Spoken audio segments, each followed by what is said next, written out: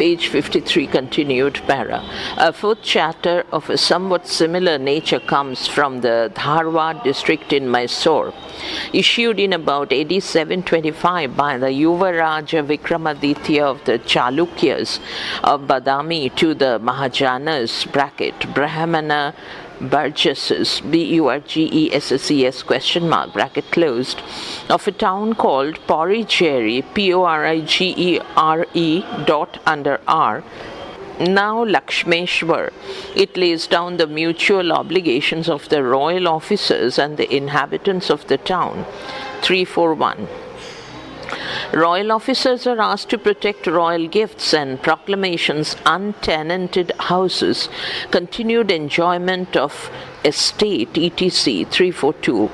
On the other hand, every household of the town is required to pay a tax to the district governors. 343.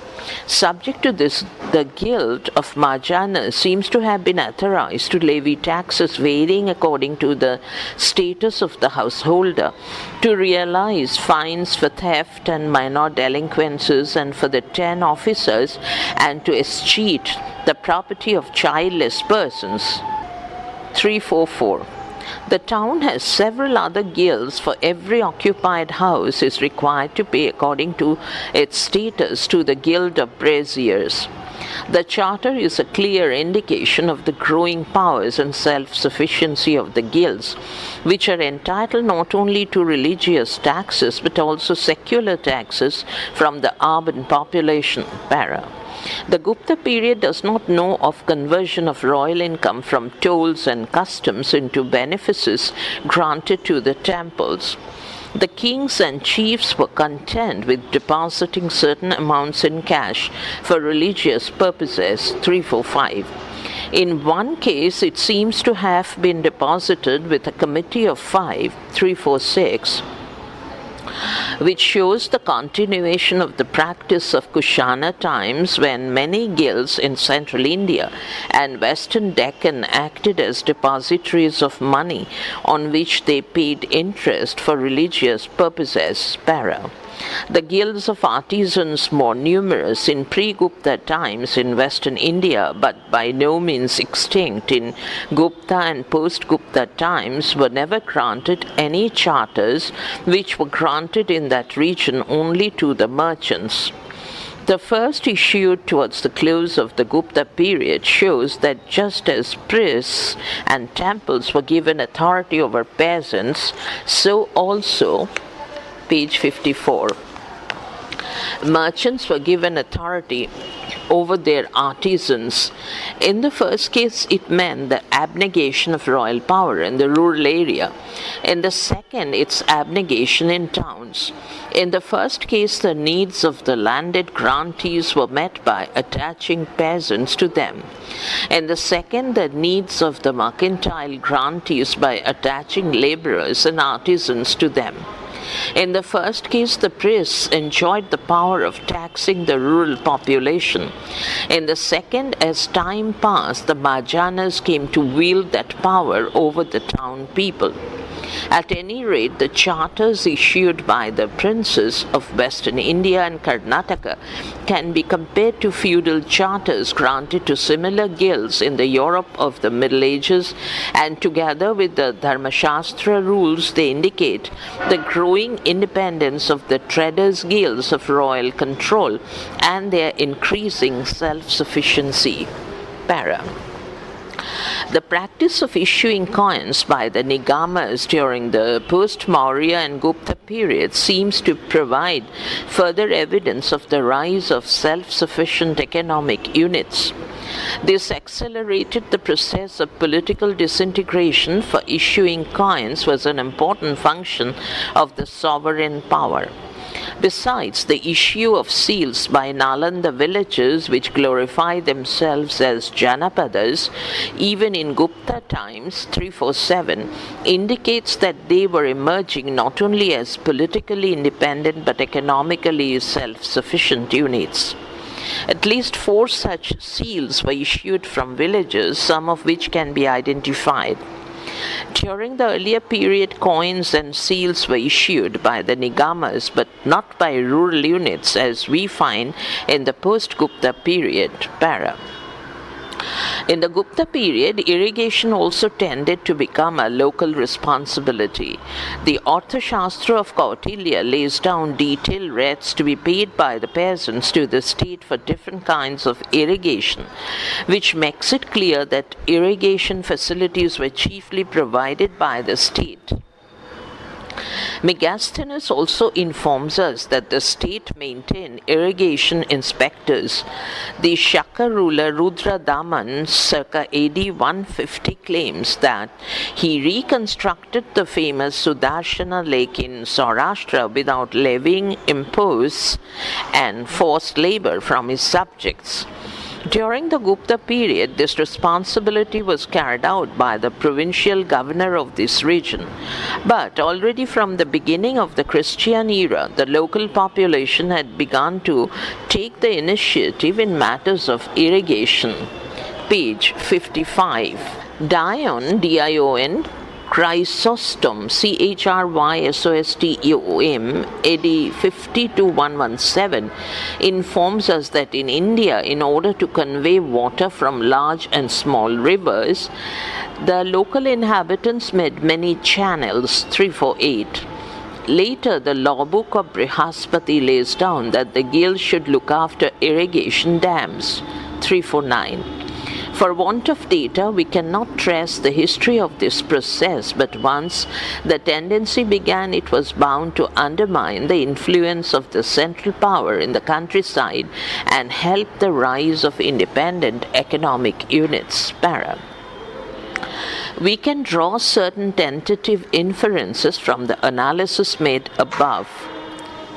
Unlike Europe, in India, the decentralization of political power was not the result of fiefs granted to comrades in arms. The most important factor which contributed to this development was the practice of land grants made to priests and temples. It is clear that foreign invasion did not play any appreciable part in the process of feudalization, as was the case in Europe. Para. The agraharas, or villages granted to brahmanas, bear some resemblance to manors, for in some cases the beneficiaries enjoyed the right of levying forced labor of all varieties on their tenants. The scope of forced labor seems to have been very wide, and it appears that the village headman who compelled peasant women to work in his fields and residence was developing as a manorial lord. But on the whole, while a great part of the time and energy of European peasants was consumed by their work on their masters' fields, the peasantry in India gave most of their time to their own fields, of the produce of which a considerable share went to the holders of grants and other intermediaries.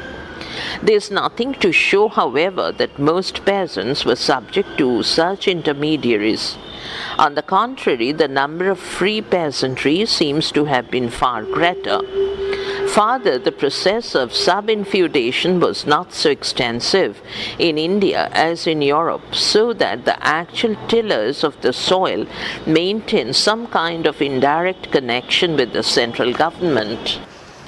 Para. Because of the difficulty in interpreting obscure epigraphic terms used for hereditary administrators, and because of immense variations in the use of these terms in a vast country such as India, it is not possible to indicate with precision the hierarchical stages, page 56, in the feudal organization, or the exact relation between Samanta, Uparika, Bhogika, Pratihara, Dandanayaka, etc. But it is beyond doubt that by the end of the Gupta period, say circa AD 500, the appearance of a large number of hereditary intermediaries tended to reduce many of the free peasantry to a semi-servile status. Nevertheless, the stages in the feudal organization were not so many and so complex as we find them in England. Although the Samantas appear as feudal vassals from the 6th century AD onwards, we have no exact idea of their rights and obligations except that they had to furnish soldiers to their lords. Para. In medieval Europe, land was granted to the feudal barons for services rendered to the state. But in India, this practice seems to have been of a very limited character. According to Manu, an official placed in charge of 10 villages was assigned as much land as could be tilled by 12 oxen, or about 100 acres. Probably from Gupta times, the idea was gaining ground that territorial units were meant for the enjoyment of local governors and officers, but in the early stage, central control was effective enough to check this. Although I am not in a position to check the disputed passage in Fahien's account, which is taken as referring to the grant of revenues to the attendants and bodyguards of the king, there can be no doubt about a similar statement of Xuan Sang. According to this Chinese traveler, 1/4 of the total revenues went directly to the state, but the remaining 3/4 were reserved, respectively, for the endowment of priests, scholars, and government officials. From this, it can be inferred that the officials who supervised the work of administration in the whole kingdom was assigned only 1/4 of its total revenues. This position was quite different from that which we find in medieval Europe, where the feudal baron was granted the revenues of the whole area placed under his administrative charge on condition that he sent regular tributes to the overlord out of the revenues collected from the people under him. Para. Summing up, we can state that certain broad features of feudalism are noticeable from the Gupta and especially from the post-Gupta period onwards. These may be enumerated as page 57, the granting of both virgin and cultivated land, the transfer of peasants, the extension of forced labor, the restriction on the movements of the peasants, artisans, and merchants, the paucity of coins, the retrogression of trade, the abandonment of fiscal and criminal administration to the religious beneficiaries, the beginnings of remuneration in revenues to officials, and the growth of the obligations of the Samantas. The new society was marked by the appearance of a substantial class of landlords and a numerous class of servile peasantry. How far these traits continued or were modified in subsequent times will form the subject of the following chapters. Now, notes and references, page 57 to page 64, page 57 to page 64, reference number 1 to 260, I have read with each footnote, but now 261 onwards to 349 I shall read at random. 261 Bhatta Chhatra Praveshya, CII Roman 3I, page 98, FN2. 262 AS2I.15. 263 Parampara Go Balivarta, EI Roman XXVII 16,1.29. 264 Ibid. 265 Mark Block, Feudal Society, page 173. 266 in a grant of AD 533 to 34, however, 2 villages were granted by a private donor for the purposes of a temple. CII Roman 3II 31 1.7. 267 Chinese Literature 1956, 3, 153. 268 Memoirs of the Asiatic Society of Bengal 1I, 6, page 90, plate A 1.8. 269 Ibid 2I 8 to 9. 270 Ibid plate B 2I 9 to 11. 271 EI 1 comma capital I dot 1 to 39. 272 Ibid 9 comma 7 comma 2I dot 4 to 13. 273 EI XXV III 59. 274 Ibid dot 10. 275 Ibid XX3I 62 to 3. 276 Ibid comma 10 comma 2I 10 to 17. The term hala seems to denote as much land as can be maintained under cultivation by a farmer possessing a pair of oxen, which would make it equal to 10 to 12 acres of land. This fits in with the transfer of 4 houses along with 6 halas of land for 4 families of ploughmen who could well manage 60 to 70 acres of land. 277 V.V. Mirashi Vakataka Rajvansh का इतिहास तथा अभिलेख 8, 2, 14 to 16. 278 EI XXVIII, 12. 279 EI XXVIII, 2, 2I 6 to 7. Yata Bhababti within bracket Shah hyphen Cha bracket closed DKRUVA dash Kammanathramba Sunivarta Vishwastein Vurtasvaya DC Sarkar Ibid, 5 interprets the passage to mean that cultivators are advised to work on lands, settle with them, and to live happily without molestation, but this is not a happy rendering. 280 CII Roman 3I 40, 2I dot 11 to 13 semicolon 41, 2I dot 13 to 15. Page 65, footnote 281 Ibid 38, 2I 21 to 8. 282 Ibid 283 CII Roman IV 21, 2I, 17 to 28. 284 Ibid dot 287. 285 Ibid, 80 I dot 10. 286 Jan Yun Hua, quote, Huey Chow's record on Kashmir, unquote, Kashmir Research Biannual 2, 1962, pages 119 to 20. 287 AS 3I dot 13.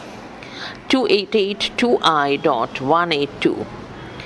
289 Colebrook Miscellaneous Essays Roman 2I 23. 290 But Katia, V722 repeats the dictum of Manu. 291 Nar V37 semicolon BR Roman X5 dot 23 CF Kane HDS 2I 182. 292 V42 to 43 CF, rules of manumission in Katia V75 dot nar, however, adds that certain classes of slaves cannot be emancipated V29 except by the favor of the owner. 293 Katia V350. 294 X3I dot 38. 295 XXVI 10, 28, 43, 53 and 64. 296 EI, XX, 5, 2I dot 5 to 11.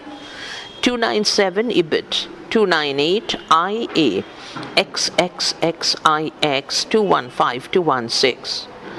299 History of Bengal 1 652.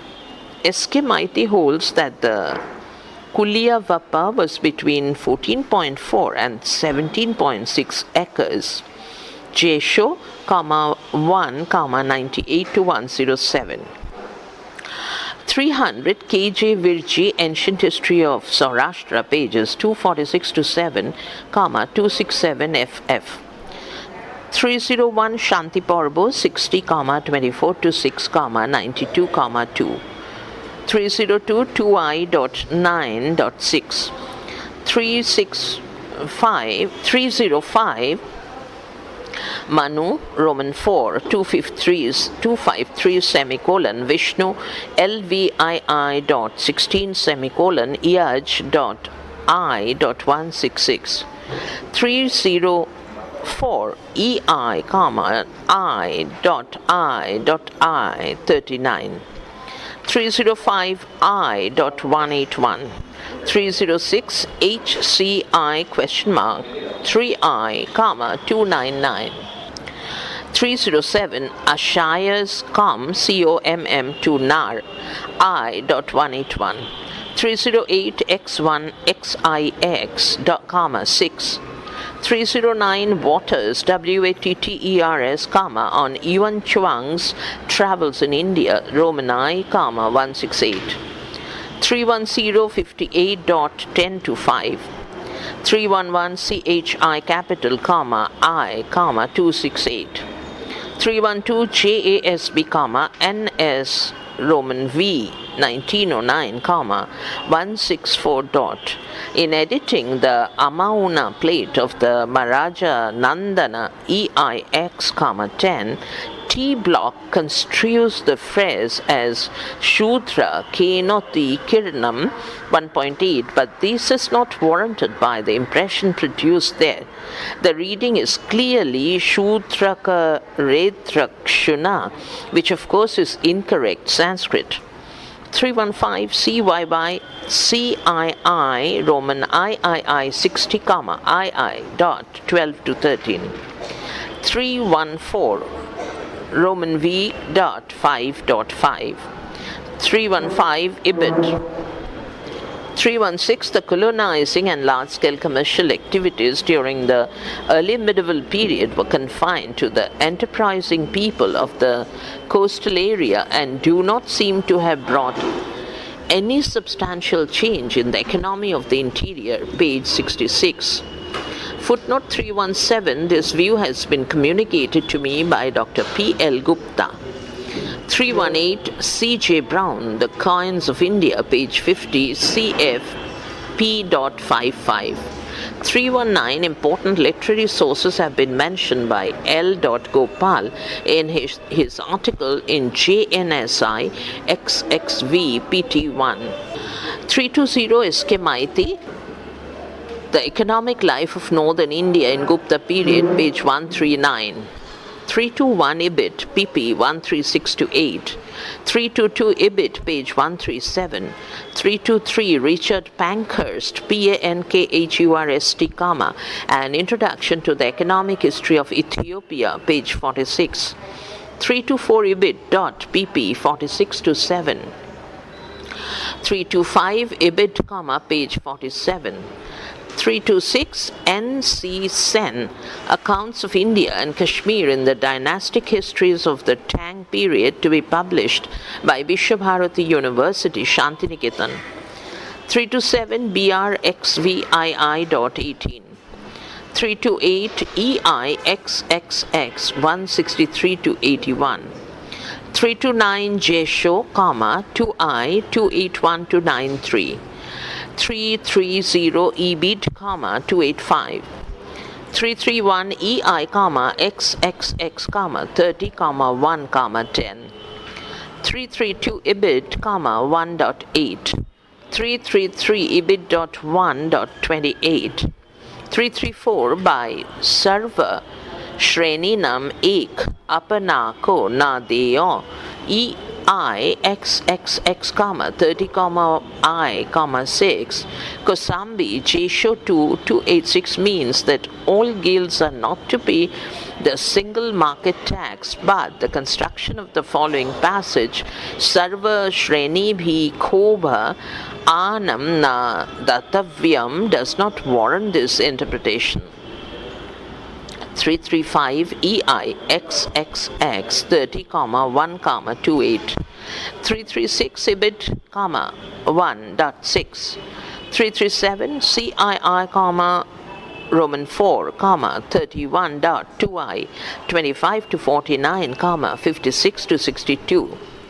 338 ibid, 32, 2i, dot 27 to 38. 339 ibid, 340 xvii dot 10. 341 ei xiv dot 14. 342 ibid, 189. 343 ibid, 190. 344 ibid. 345 CII, Roman 3i, 5, 7, 8, 9. 346 ibid, 5, semicolon, CF Jesho 2i, 283. 347 Majumdar and Altikar, the Vakataka Gupta HP 267.